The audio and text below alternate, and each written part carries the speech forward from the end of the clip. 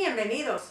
Today we're going to talk about using de que and que as relative pronouns in Spanish.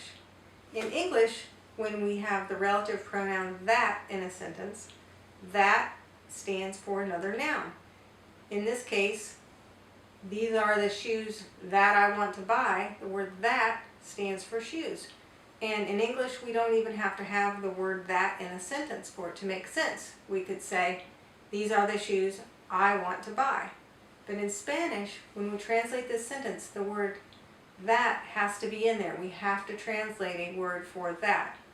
And in this sentence, we could not use de que as a translation for that, because de que means about which, of which, from which. It could be of whom, of who, from who, or from whom. So none of these would work as a translation for that. But que would work, because que can be translated as which, who, or whom. So we could say, estos son los zapatos que quiero comprar. These are the shoes that I want to buy. And we've translated que for the word that. Now in this next sentence, we had to also decide whether we were going to use de que or que.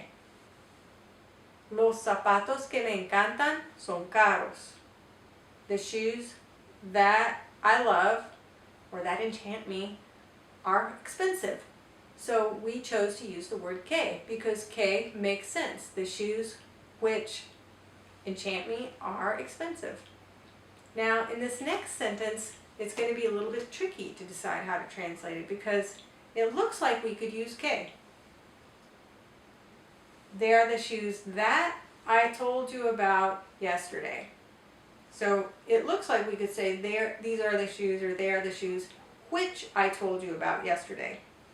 But the problem is we have that word about in a sentence. So when we have about which, that's when we need to use de que. So we have about which, they are the shoes about which I told you yesterday. This is when we would use de que. So the translation would be, son los zapatos de que te hablé ayer. For more practice and more examples of using que and de que as relative pronouns, click here and visit our website.